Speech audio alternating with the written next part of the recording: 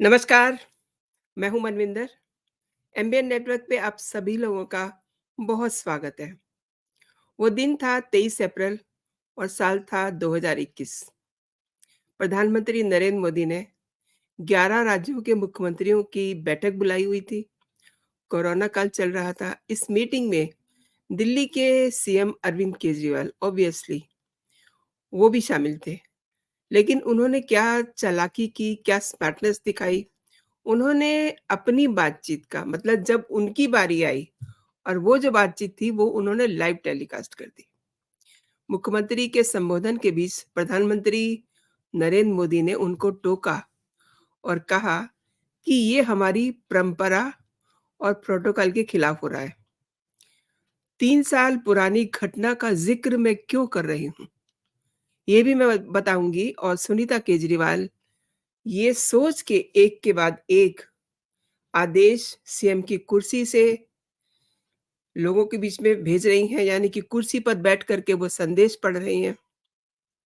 ये उनका हक है, यहाँ तक बात ठीक है, यहाँ तक बात समझ में आती है। हालाँकि इसका काफ़ी विरोध हो रहा है और ये गलत भी है, टेक्निकली गलत है। विरोध पार्टी के बीच में भी काफ़ी हो रहा है। लेकिन अब दिल्ली के मुख्यमंत्री अरविंद केजरीवाल की पत्नी सुनीता केजरीवाल एक बहुत बड़ी नई मुसीबत में फँसती हुई दिखाई दे रही हैं। आई मीन सवालों के घेरे में आ गई हैं। उनकी ये गलती उन्हें जेल भी पहुँचा सकती है। अंडरलाइन करें दोस्तों कि उनकी ये गलती उन्हें जेल भी पहुँचा सकती है। उन पर क्या नई मुसीबत आई है, इस पर भी बात होगी। लेकिन सबसे पहले सभी के लिए ये ध्यान देने की बात है, जब भी आप किसी पोस्ट को लाइक करें, रीपोस्ट करें या शेयर करें, बहुत सावधानी के साथ करें। नहीं तो जो मुसीबत सुनीता केजरीवाल पर आई है, वो आप पर, हम पर, किसी पर भी आ सकती है। सुनीता केजरीवाल ने दरअसल वही गलती की है जो केजरीवाल कर चुके हैं। इसीलिए मैंने कहा ना कि वो भी जेल जा सकती हैं। एक वकील ने उनके और दूसरे लोगों के खिलाफ दिल्ली शराब नीति घोटाले मामले में दिल्ली के मुख्यमंत्री की अदालती कार्रवाई को सोशल मीडिया पर शेयर करने के लिए एक शिकायत दर्ज कराई है। दायर की गई शिकायत में ये कहा गया है कि कोर्ट की सुनवाई को सुनीता केजरीवाल और दूसरे राजनीतिक नेताओं के ज़रिए सोशल मीडिया के प्लेटफ़ॉर्म पर रिकॉर्ड किया गया है, प्रसारित किया गया है। अब आप पार्टी का एक्स हैंडल अगर आप देखते हैं उसे, तो दिन भर देखिए वहाँ कुछ ना कुछ लाइव चलता रहता है, यानी कि इर्रेलेवेंट घटनाक्रम लाइव आपको वहाँ चौबीसों घंटे मिलेंगे। अभी भी आप खोल करके देखिए उनका ट्विटर हैंडल आपके नाम से, जिस पर जो प्रोफ़ाइल पिक है, वो आजकल सलाखों के पीछे अरविंद केजरीवाल की लगी हुई है। तो आप जब वहाँ जाएँगे तो आपको हर समय कुछ ना कुछ वहाँ लाइव या कुछ ना कुछ वहाँ चल रहा दिखाई देगा। मतलब दिन में कोई ऐसा नेता उनका नहीं बचता, जो वहाँ पर जा कर के ज्ञान ना बाँटता हो। लेकिन ऐसा करना कभी-कभी बहुत, बहुत महँगा पड़ जाता है। और एडवोकेट ने 28 मार्च को, ये 28 मार्च की ही सारी घटना है, उसको विशेष न्यायाधीश कावेरी बावेजा की अध्यक्षता में अदालती कार्रवाई दिखाने वाले वीडियो को हटाने के लिए सोशल मीडिया प्लेटफ़ॉर्म को भी कानूनी नोटिस भेजा है। और जिस वकील ने ये शिकायत की है, उन्होंने इस मामले में सुनीता केजरीवाल और दूसरे कई व्यक्तियों को, उसमें राजनीतिक दल भी शामिल हैं, उनके खिलाफ अब आप डेट जो है उस पर गौर कीजिए जो मैंने इन द वेरी बिगिनिंग आपको बताई थी। ये जो संशोधन हुआ था उस घटना के बाद, जब अरविंद केजरीवाल ने वो वीडियो लाइव कर दिया था। ये कानून क्यों बना? मैं आपको बताना चाहूँगी। देखिए, जिस समय मुख्यमंत्रियों की बैठक प्रधानमंत्री के साथ हो रही होती है, तो वो अपने राज्यों की बातों को प्रधानमंत्री को बता रहे होते हैं। प्रधानमंत्री भी उन्हें कई दिशा निर्देश देते हैं क्योंकि वो कोविड काल था। उस समय प्रधानमंत्री के पास डब्ल्यूएचओ की तरफ से भी कई सारी जानकारियाँ, कई सारी हिदायतें आ रही थी। अब उन सब बातों को अगर एक मुख्यमंत्री लाइव कर दे, तो वो दौर कैसा था? लोग साँसों के लिए, ऑक्सीजन के लिए परेशान थे। यही सब ना बातें हो रही थी ना, उस मीटिंग में कि कैसे इन समस्याओं को दूर किया जाए। और ये सब बातें अगर लाइव होती हैं, तो आम जनता को नहीं पता होता कि प्रबंधन कैसे होता है।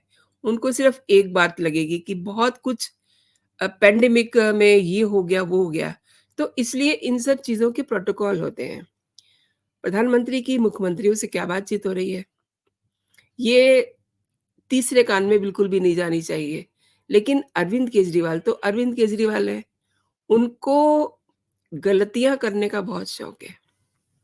अब उसके बाद फिर ये जो कार्रवाई जो मैं आपको बताने जा रही हूँ, ये राजनीतिक दलों के खिलाफ अदालत के 26 अक्टूबर 2021 के वीडियो कॉन्फ्रेंसिंग नियमों की जानबूझकर अवहेलना करने का आरोप लगाया है। तो ये किन लोगों के खिलाफ आरोप हैं, ये भी आप समझ लीजिए, जान लीजिए। जिन लोगों के खिलाफ ये आरोप लगाए गए हैं, उसमें सुनीता केजरीवाल, अक्षय, प्रमिला गुप्ता जो पार्षद हैं, विनीता जैन जो कांग्रेस राजस्थान के उपाध्यक्ष और अरुणेश कुमार यादव, इन सब के नाम शामिल हैं। इन सब के नाम जो शामिल हैं, इस इट मीन्स इन सब पर बड़ी मुसीबत आने वाली है। क्योंकि कोर्ट की कार्रवाई को आप सोशल मीडिया पर डाल रहे हैं, सोशल मीडिया प्लेटफ़ॉर्म पे आप उसको ऑन कर रहे हैं, तो this is not the way. ये तो बहुत बड़ी मतलब कहिए कि एक साजिश हो गई ना, क्योंकि ये कार्रवाई की बात नहीं है। ये उस बयानबाज़ी की बात है, जो आपको याद होगा कि 1 दिन पहले ही सुनीता केजरीवाल ने ये कहा था कि कल को अरविंद केजरीवाल कोर्ट में एक बहुत बड़ी बात कहने वाले हैं। तो ये वो बड़ी बात है। हालाँकि सबको पता है कि वो बड़ी बात कुछ नहीं थी, खोदा पहाड़ निकली चुइयाँ। लेकिन जो भी कुछ अरविंद केजरीवाल ने कहा, उसको रिकॉर्ड किया गया। तो ये बहुत गलत किया। शिकायत में वकील ने आम आदमी पार्टी के जो मेंबर्स हैं, उन पर जानबूझ करके ऑडियो और वीडियो रिकॉर्डिंग के ज़रिए अदालत की कार्रवाई को बदनाम करने, हेर-फेर करने का प्रयास करने की एक मतलब पूर्व नियोजित साजिश रचने का आरोप लगाया है। और ये कोई छोटा-मोटा आरोप नहीं है, ये बहुत बड़ी बात है। अरविंद केजरीवाल तो इस गलती को कर चुके हैं। 2021 में पैंडेमिक का जब काल चल रहा था, जब कोरोना काल चल रहा था और दिल्ली के मुख्यमंत्री अरविंद केजरीवाल को आपको पता ही है, ये सब बात इसलिए बता रही हूँ कि आप रिकनेक्ट कर सकें।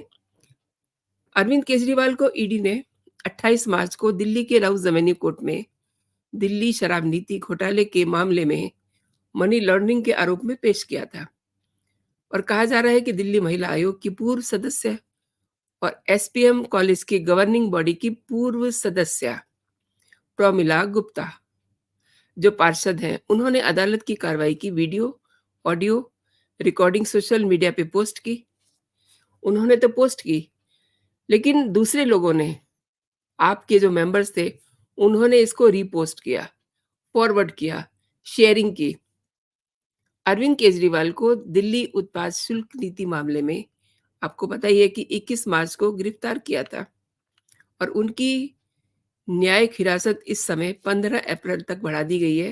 हालाँकि उनकी गिरफ्तारी को लेकर के भी कोर्ट ने एक फैसला किया है, उस फैसले को सुरक्षित रखा हुआ है।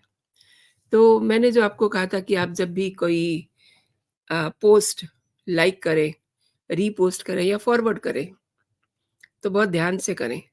अब ये जो प्रॉब्लम सुनीता केजरीवाल ने अपने ऊपर लाद ली है ना, ये इनको जेल तक की हवा खिला सकती है।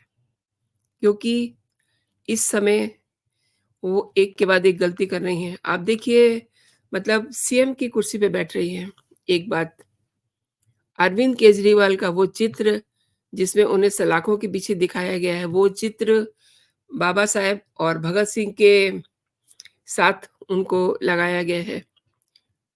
ये गलती कर रही हैं और ये मतलब ऐसा नहीं है कि किसी को पता नहीं चल रहा, बाकायदा अभी 2 दिन से शांति है क्योंकि बहुत हल्ला हो चुका है, लेकिन उन्होंने मतलब करीब-करीब 1 हफ्ते में उन्होंने 3 बार केजरीवाल का संदेश पढ़ा और लोगों को बताया कि उन्हें यानी कि केजरीवाल को अपने लोगों की बहुत फ़िक्र हो रही है, बहुत चिंता हो रही है।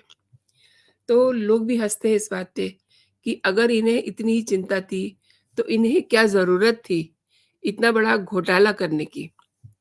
जो आदमी इतना बड़ा घोटाला कर सकता है, जो आदमी लोगों के जो गाढ़ी कमाई है, उसको इस समय एक लीगल टीम के जेब में डाल रहा है।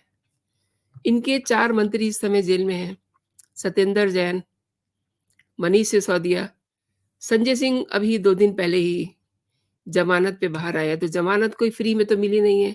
जो लीगल टीम एक खड़ी की हुई है, वो फ्री में तो इनका काम कर नहीं रही है, फ्री में तो पेशियों पे जा नहीं रही है। वो करोड़ों रुपया उनकी जेब में जा रहा है और वो पैसा किसका है? वो पैसा जनता का है। मैं इसलिए आपसे ये पूरी बात शेयर कर रही हूँ कि आप इस बात को समझ सकें कि किस तरीके से अरविंद केजरीवाल इमोशन से खेल रहे हैं, लोगों को एक्सप्लॉइट कर रहे हैं, उनका पैसा जो उनके विकास पे लगना चाहिए, वो अपनी कोर्ट कचहरी में खर्च कर रहे हैं। क्यों? इसलिए कि वो एक बहुत बड़े घोटाले में फँसे हुए हैं और वहाँ से निकलना उनका बहुत मुश्किल है और कह तो वो ये भी रहे हैं। अब देखिए "आ बैल मुझे मार", उनकी पार्टी के बहुत सारे ऐसे लोग हैं, जो वो कर रहे हैं जो उन्हें नहीं करना चाहिए, जिसके लिए बाकायदा कोर्ट ने उन्हें मना किया है। लाइक संजय सिंह उनको कहा है कि आपको ईडी और शराब घोटाले के बारे में कोई ज़िक्र नहीं करना। लेकिन मैं देख रही हूँ कि उन्होंने 2 दिन में कोई ऐसा चैनल नहीं छोड़ा, कोई ऐसा यूट्यूबर नहीं छोड़ा, जिसके यहाँ उन्होंने अपना इंटरव्यू ना दिया हो। प्रेस कॉन्फ्रेंस में बाकायदा उन्होंने पूरी कहानी खोल के रख दी और आरोप मढ़ रहे हैं सत्ता पक्ष पे, केंद्र सरकार पे, जबकि किंग पिन ईडी ने केजरीवाल को बताया है, यानी कि वो सरगना है पूरे शराब घोटाले के। अब मरता क्या ना करता, जो मन में आ रहा है वही वो कर रहे हैं। आतिशी मार्लेना को लीजिए, अभी तक तो उन्होंने ये कह कर के सनसनी फैलाई थी, मैं खुद हैरान हूँ कि इन सब बातों का कोर्ट, सरकार क्यों संज्ञान नहीं ले रहे हैं। मतलब जब एक हमारे जैसे इंसान को तकलीफ होती है, जब वो ये कह रही हैं कि ईडी और सीबीआई गुंडे हैं प्रधानमंत्री के और प्रधानमंत्री को उन्होंने क्या कहा? उन्होंने कहा कि वो फ़िल्मों के जो डॉन होते हैं, इस तरीके से सीबीआई और ईडी का इस्तेमाल कर रहे हैं। इस बात पे कोई एक्शन नहीं हुआ, उनको आदत पड़ गई थी। उसके बाद उन्होंने उसी का फ़ायदा लेते हुए कहा कि हमें बीजेपी खरीदना चाहती है। अब इसके ऊपर नोटिस ज़रूर उनको गया हुआ है, मानहानि का। लेकिन मैं शनिवार को देख रही थी आपके ट्विटर हैंडल पे, उन्होंने बड़ी अजीबो-गरीब बात लिखी हुई थी। उन्होंने लिखा हुआ था कि ये तो ईडी, सीबीआई, एनआईए ये सब अ, मोदी के बंदर हैं, बीजेपी के बंदर हैं 3। उन्हें ना दिखता है, ना सुनता है, ना कुछ बोलते हैं। कमाल है! मतलब जो प्रीमियर जाँच एजेंसियाँ हैं, उनके लिए आतिशी मार लेना, इस तरीके की बातें कर रही हैं। It's a very disgusting. अब हो सकता है आप 1-2 दिन में सुने कि इस पर भी कोई एक्शन हो रहा है, लेकिन सुनीता केजरीवाल ने अपने लिए बहुत बड़ी मुसीबत मोल ले ली है और एंड ऑफ दिस शो आपको मैं यही बताना चाह रही हूँ कि वो भी कहीं जेल की सलाखों के पीछे ना पहुँच जाए। आपने दोस्तों पूरा वीडियो मेरे साथ देखा, आपका बहुत-बहुत धन्यवाद। एंड जो बात मैं हमेशा आपसे कहती हूँ, अगर आपको मेरे कंटेंट पसंद आ रहे हैं, तो आप इस वीडियो को लाइक कीजिए, शेयर कीजिए अपने दोस्तों में। इसके बारे में अपनी टिप्पणी ज़रूर दीजिए। अभी तक अगर आपने मेरा चैनल सब्सक्राइब नहीं किया है, तो मेरे चैनल को सब्सक्राइब भी कर लीजिए और बेल आइकन जो आप देखते हैं घंटे की तरह हर वीडियो के नीचे, उसको आप ज़रूर से दबा दें ताकि आपको मेरे नोटिफ़िकेशन और वीडियो सबसे पहले मिले। तो अभी के लिए दोस्तों इतना ही। आप अपना और अपनों का ख़्याल रखिए, खुश रहिए, स्वस्थ रहिए। जय हिंद, जय भारत।